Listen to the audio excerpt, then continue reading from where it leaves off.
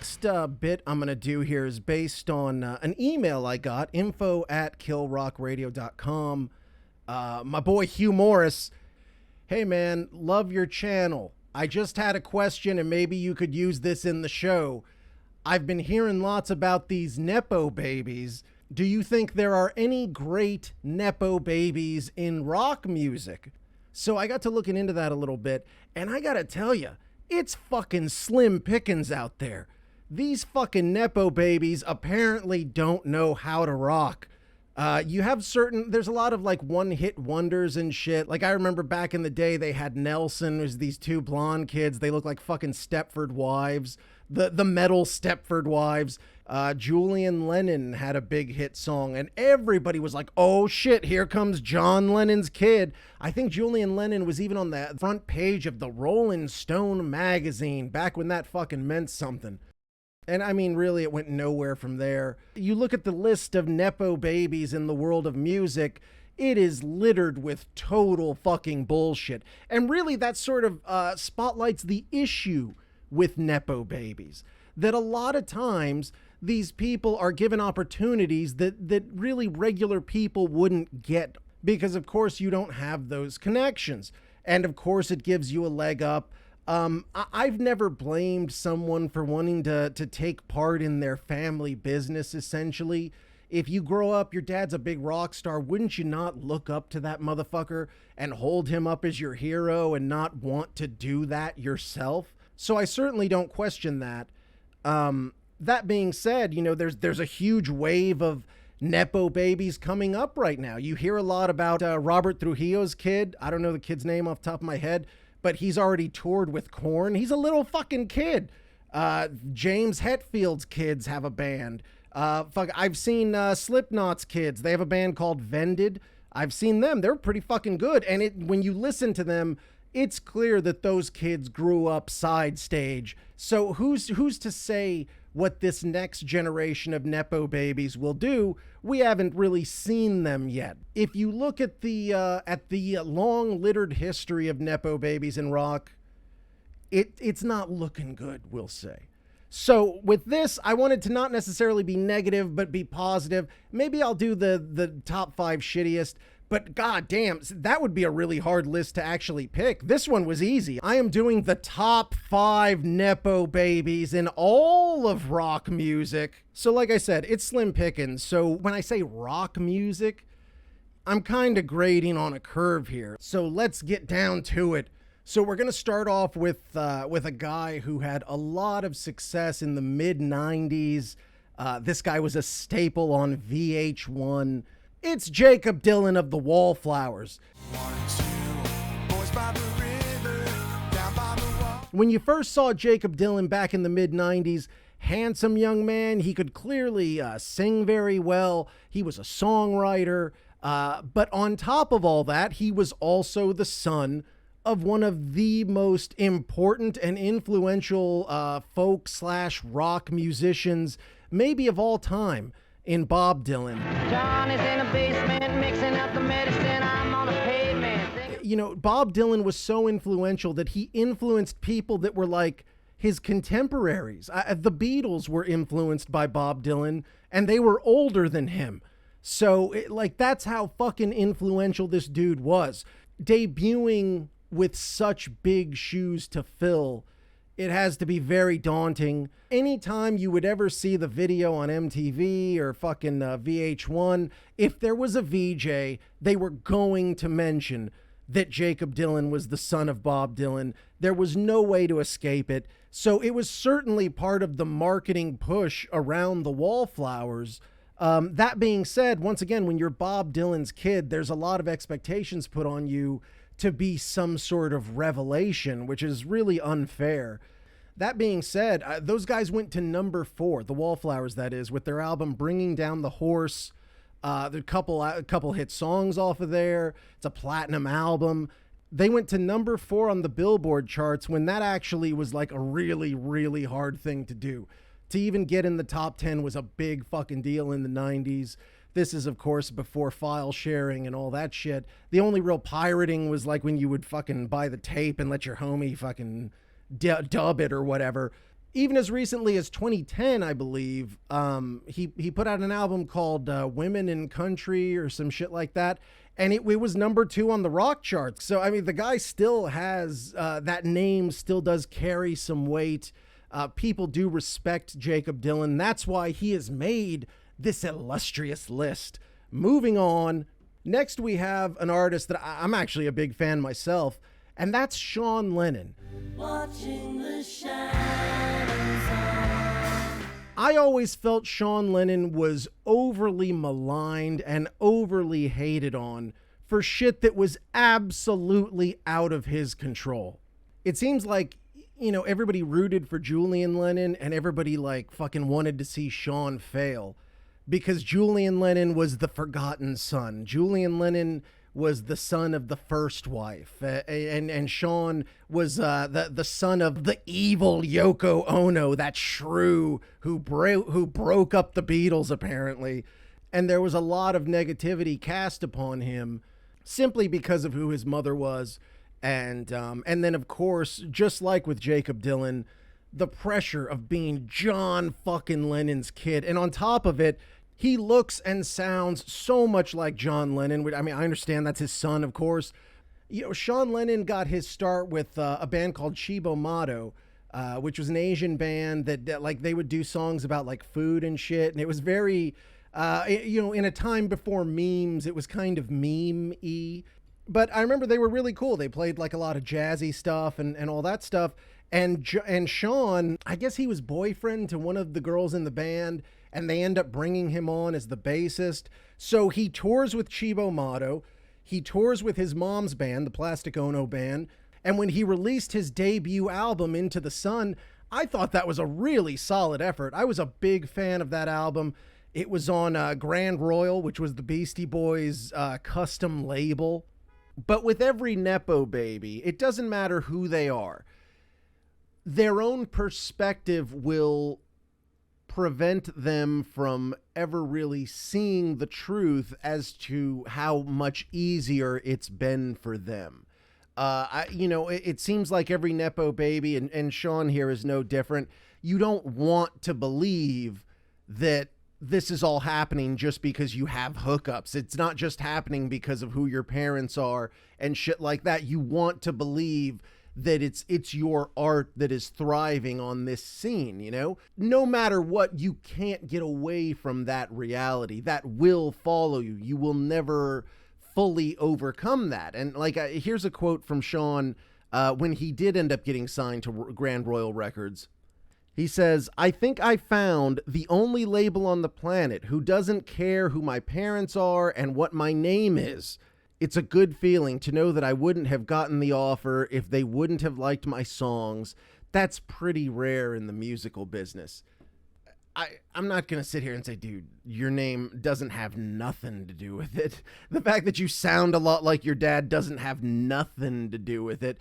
And, you know, the Beastie Boys are openly big Beatles fans, so even on some subconscious level, there has to be something going on there. When he was doing his first big push for that Grand Royal debut, he had to go on, like, the Howard Stern show, for example, and, you know, he comes in, and of course he wants to make a point to say, listen, man, this is about my music. I understand my dad, everybody loves my dad. I am not my dad, but you end up sometimes pushing that point too hard that people grow to resent you because it's like, well, listen, dickhead, wham, my dad is so famous and all that shit. And so he would go on shows like the Howard Stern show and just totally act like, you know, oh no, that's not a thing. And that pisses people off because of course it's a thing. I always liked Sean when he embraces that shit. There's nothing wrong with who your mom and dad are. It's not something you can change. Everybody fucking knows it. When you embrace it and you say, listen, this is who the fuck I am. To me, that's when he's been the greatest. You know, now he plays with Les Claypool and the Flying Frog Brigade or some shit like that. And the bits I've heard, I mean, of course, Les Claypool, you know, it's going to be very sort of progressive and wild. And Sean holds his own. He is a thriving part of that band. Sean has done movie scores that are award-winning. You know, Sean has had a really successful career in music. In today's world, we put everything on this grandiose scale, and either you're the most famous motherfucker ever or you're irrelevant. You're nothing, you know? And there really is something to be said for going out there. You know, you put your albums out, you have a fucking niche audience, you score films, you work on this, you work on that, and you're putting your best foot forward in every scenario, and you make money and you live your life and shit like that. Of course, a guy like Sean Lennon, detractors will say, well, he can pick and choose his projects because he could never work again and be fine just based on the generational wealth that his father accrued over the years.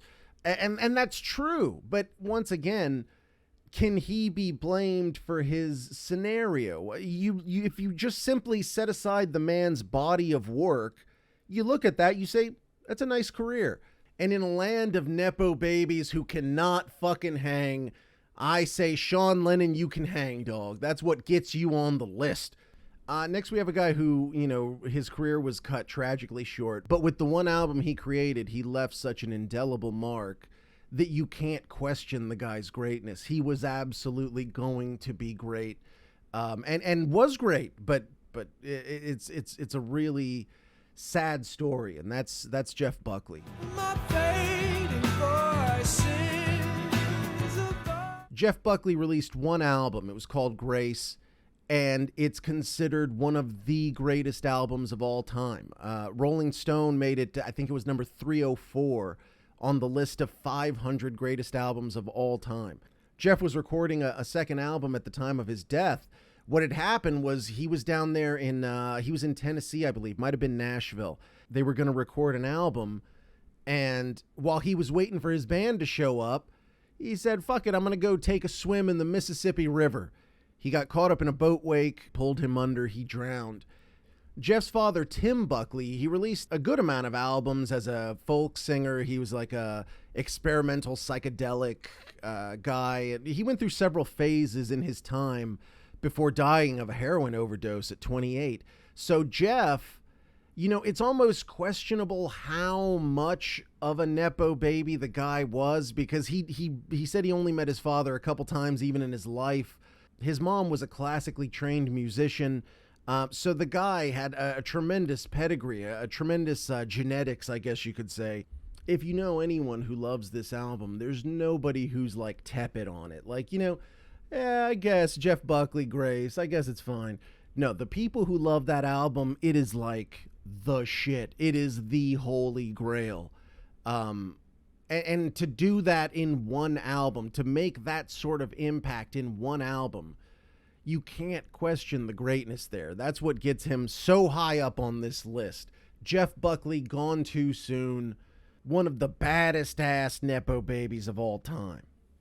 Next on the list, we got my guy Wolfgang Van Halen. Wolfgang Van Halen is somebody whose story is still being written. The guy is still relatively early on in his career. Everybody knows Wolfgang. He's the son of, I think, you know, a 70s, 80s sitcom star, Valerie Bertinelli, and one of the absolutely greatest musicians, greatest guitarists, greatest composers of all motherfucking times, Edward Van Halen. When you talk about guys who cast huge shadows, Eddie was an all-time great. Everybody knew Eddie, even whether you knew metal, whether you knew guitar playing, whether you knew any of that shit or not, everybody knew who Eddie Van Halen is, because Eddie was the baddest motherfucker around and everyone had to acknowledge him. You know, Wolfgang, he had the very best training throughout his entire life.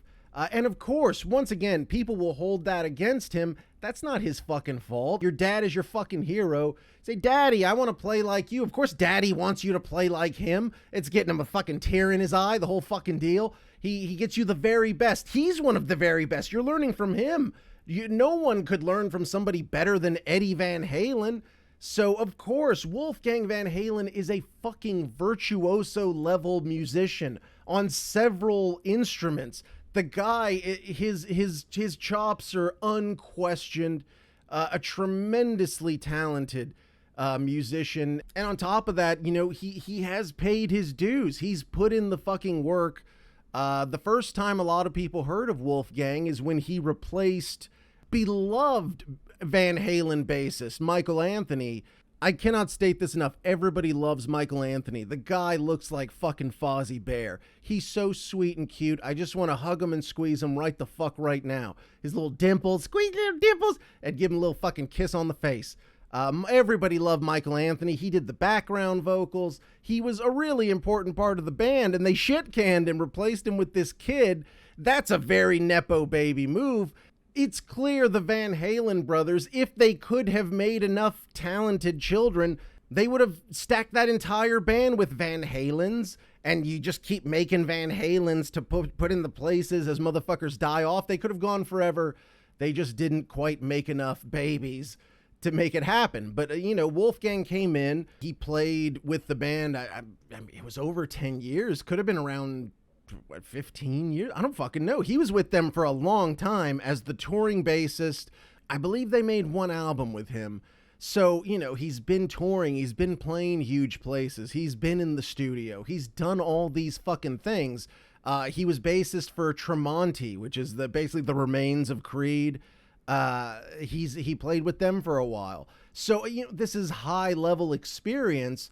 So then he goes out on his own. His first album, Mammoth WVH, was #1 on all the fucking rock charts. I believe it was like 12 on Billboard overall. He has another album that's just getting ready to come out.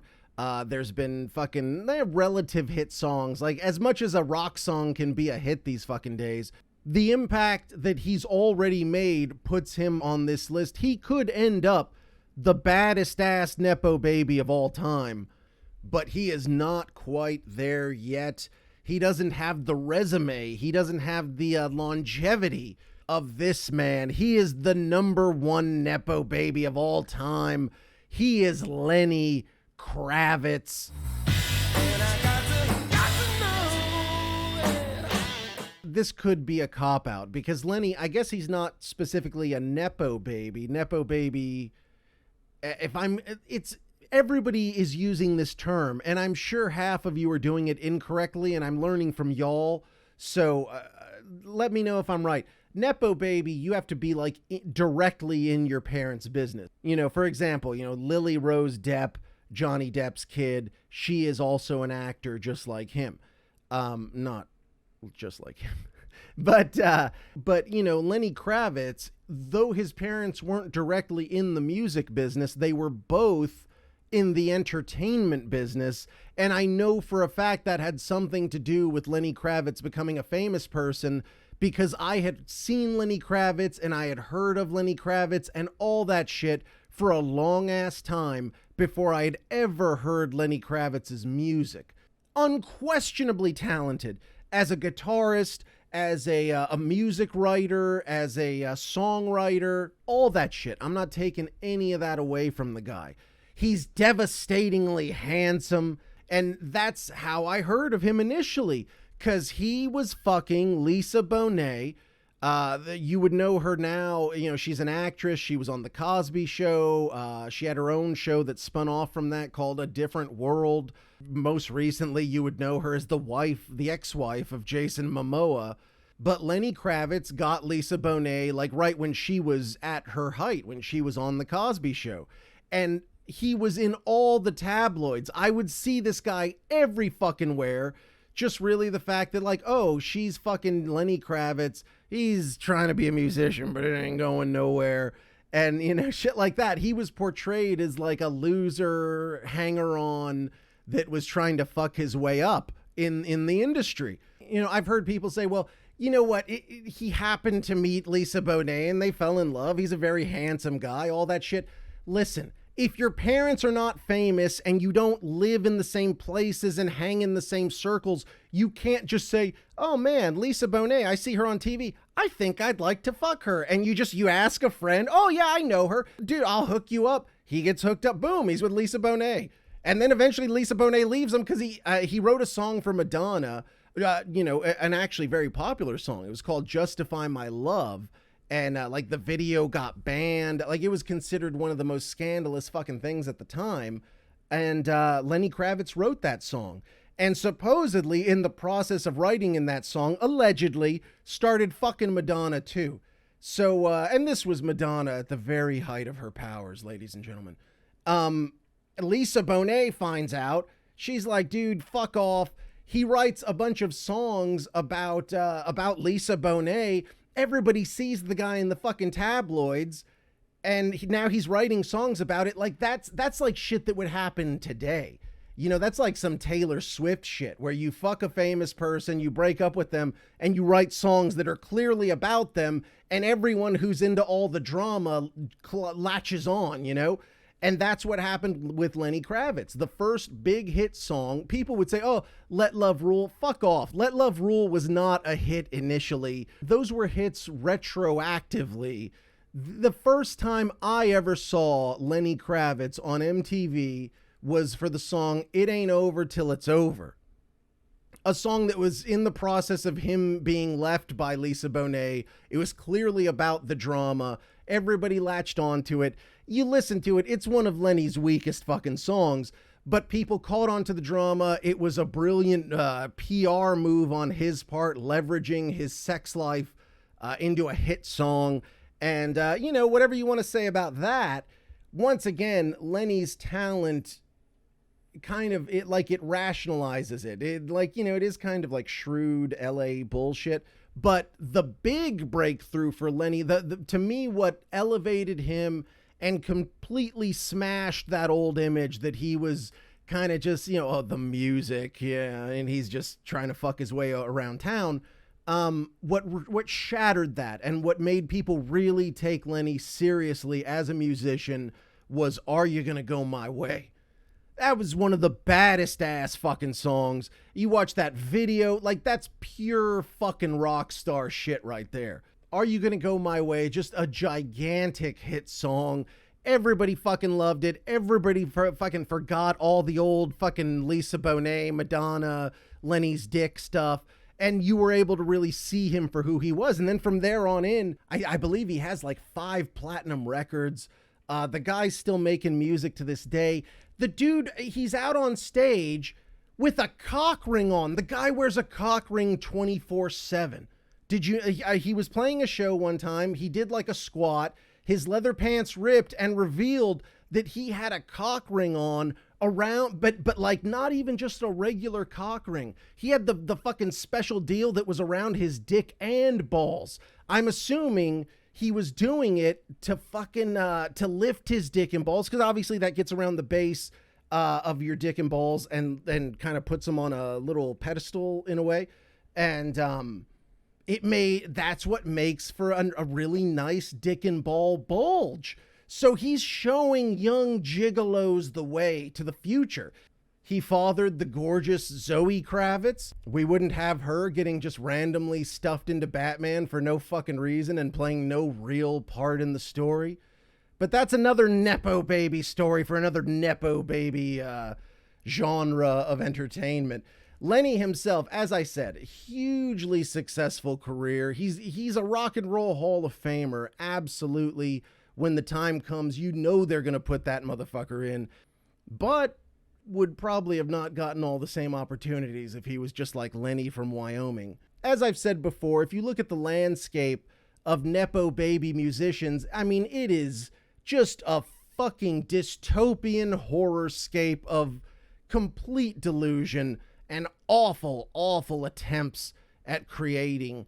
These Nepo Babies deserve it. Even they took their leg up, but they actually put their very best foot forward and they overcame, and we're all better off for it. So thank you, Nepo Babies. Keep trying, I guess. Anyways,